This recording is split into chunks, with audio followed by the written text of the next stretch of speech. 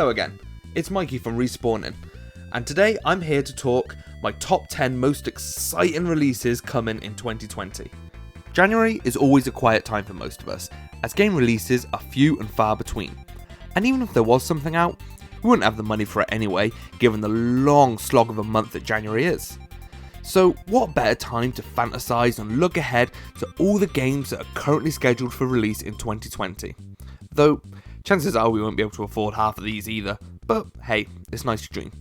Anyway, let's get started. It's worth noting before I get into it, that this is my own personal list, so don't at me when Final Fantasy VII doesn't make an appearance in this. Is that supposed to be a joke? Not the time! Get your heads in the game!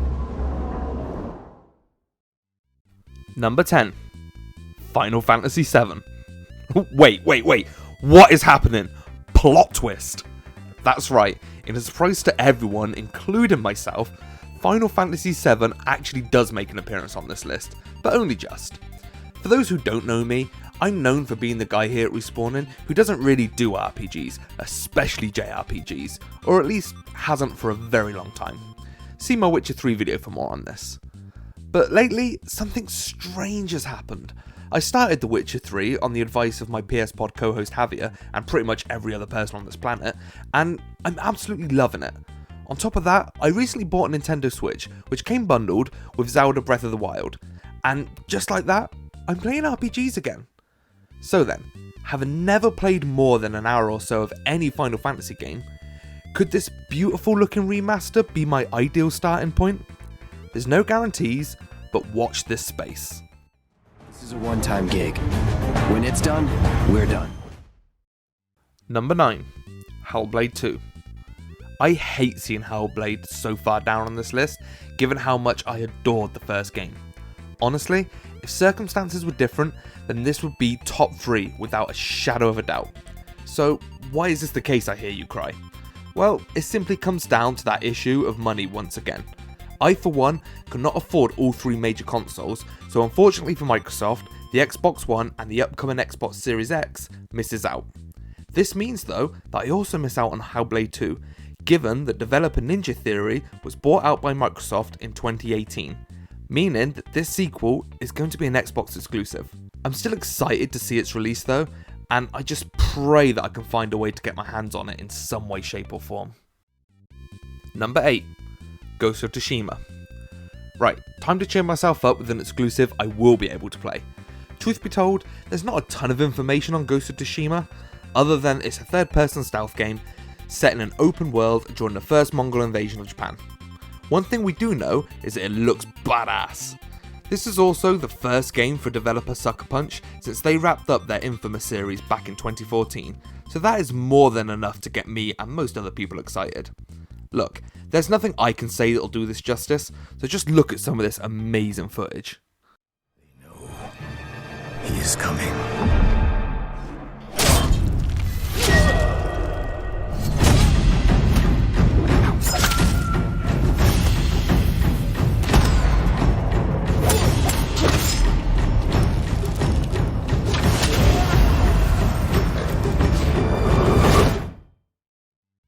Number 7.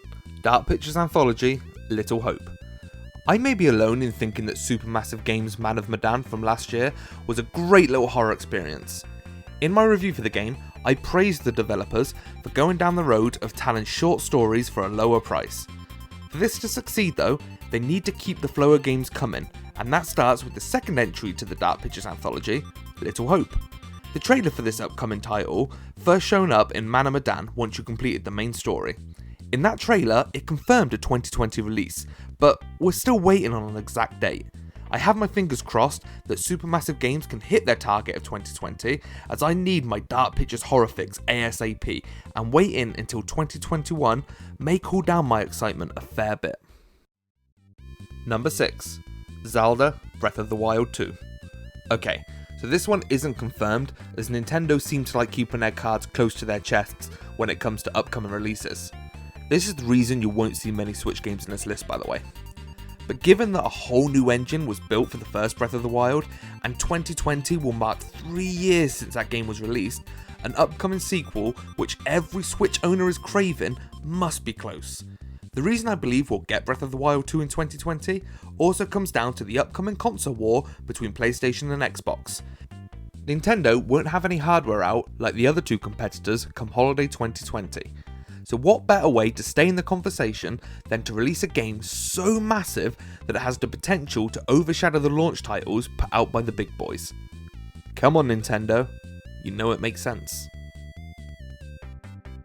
Number 5. Resident Evil 3. I think I can faintly hear Luke shouting in the background that this should be number 1. Anyway, it's number 5 for me. The remake of Resident Evil 2 took the gaming world by storm last year, earning rave reviews from publications across the globe, and rightfully so. The fact Capcom are able to take advantage of this hype and are already good to go with their remake of Resident Evil 3 is an accomplishment that shouldn't go unnoticed. There's really not a lot else to say here. It's Resi 3, remade to the standard of last year's game. Of course this is going to be brilliant. Commitment, honesty, integrity, these are the core values that create the foundation for Umbrella Corp.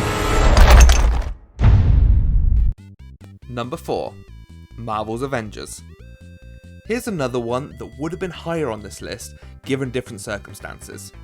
Avengers has had quite a rollercoaster journey when it comes to people's expectations, and it's hard to get a feel for where those expectations now lie. When the superhero co-op game was first announced by Square Enix a few years back, people, myself included, lost their collective minds at the idea of what this game could be. Then came the first trailer at E3 last year, and to say people weren't impressed with this pound shop equivalent of the Avengers would be an understatement. Though Square Enix quickly put people's fears to bed with some fun looking gameplay demos which got most of us back on board. Though, in general, people still seem a bit mixed. To get a good idea just how split players currently are over this, I'm going to hand over to Javi and Luke, who both have opposing opinions on the game after both getting hands-on time with the game at EGX last year. First up, Jav. Thanks Mikey for giving me a chance to tell you my thoughts on the Avengers demo. So yeah, luckily we got to play about half an hour of the new Avengers game, and honestly it was my game of the show for EGX and it's still one of the best demos I've played in recent times. For me it kind of cemented the fact that it's going to be an amazing game. I really liked how every character felt so different to each other. Personally my highlights were Thor and Captain America, because Thor played like Kratos, where you were throwing his hammer like Kratos' axe, but obviously he could fly around and shoot thunder and all that sort of stuff. And Captain America for me just felt like a really combo heavy character that was all going to be about hand-to-hand combat and using his shield. Iron Man was like an on-rail shooter, Hulk was just running around smashing stuff, and then Black Widow was a bit like Captain America with hand-to-hand combat, but obviously without the powers. Yeah, it got me really excited. It's my most anticipated game of the year. Go on Luke, take it away. Shut up Javier, you're wrong. All joking aside, Javier is right. We did get to play about half an hour of the Avengers game over at EGX. Unfortunately, what I and many others got to play in that half an hour was a broken mess that wasn't fit for purpose for a demo, let alone a full-fledged game release. Hopefully the delay will fix some of these issues, but I just can't see it. The jumping felt like a PS2 era platforming game, and the combat felt like something I'd played back on the PS1. The punches from Hulk didn't feel weighty, they just felt like I was a cloud trying to punch the air. This is a crap metaphor, but you get the gist of what I'm trying to say. The Avengers game is going to suck, and everyone is overhyping it. It's never going to live up to expectations. Sorry guys.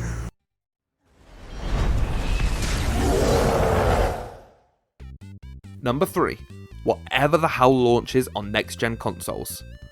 What a cop-out, huh? Well, I had to think of something to take Hellblade's spot, and the more I think about it, the more I believe one of my most hyped games hasn't even been announced yet.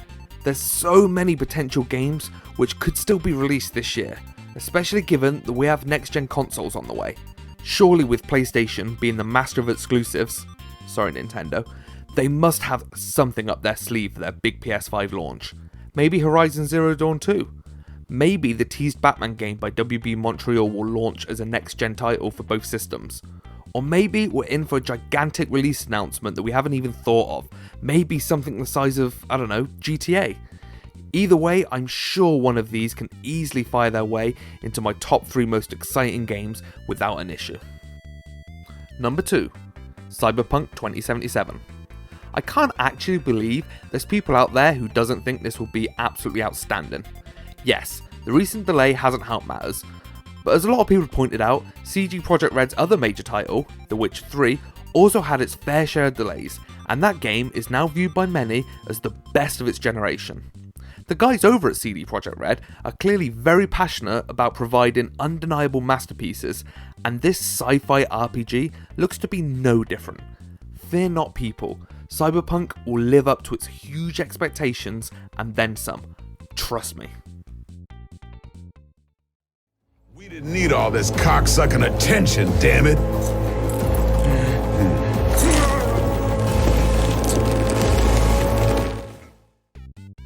Number 1.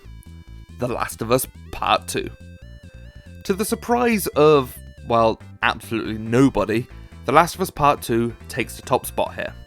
I am so excited for this sequel that trying to find words to sum it up is genuinely difficult right now. I recently played The Last of Us Part 1 again and was surprised with how well it stands up for what was originally a PS3 game. It looks, plays, and captures me better than most PS4 titles could ever dream of doing. Naughty Dog are the masters when it comes to third-person action adventure games, and much like how the first Last of Us acted as the PS3's swan song, I fully expect the same from The Last of Us Part 2 on the PS4. Everything we've seen so far, which admittedly isn't too much, is enough to make me believe that this could be a surefire contender for my favourite game of all time. The fact it's had a delay actually fills me with more hope, as it just goes to show that Naughty Dog, much like CD Projekt Red, are perfectionists who won't be releasing a half-baked game anytime soon. If I could only play one game in 2020, it would undoubtedly be this upcoming masterpiece.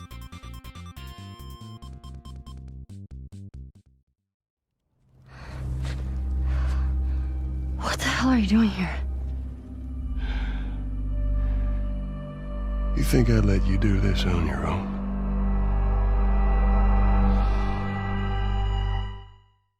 Thank you for watching.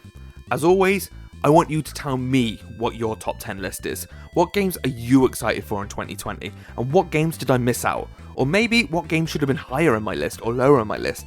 Please let me know in the comments below. And as always, for the latest news and reviews, make sure to check out respawning.co.uk. And for other videos similar to this, make sure you're subscribed right here on our YouTube channel. And if you want to hear more of us, make sure to check out our podcasts. Just search Respawning UK on Spotify, iTunes, Stitcher or Google Podcasts. We also have a Patreon page with a ton of cool rewards, which can be seen at patreon.com/respawning. Again, thank you for watching. I've been Mikey, and I'll catch you next time.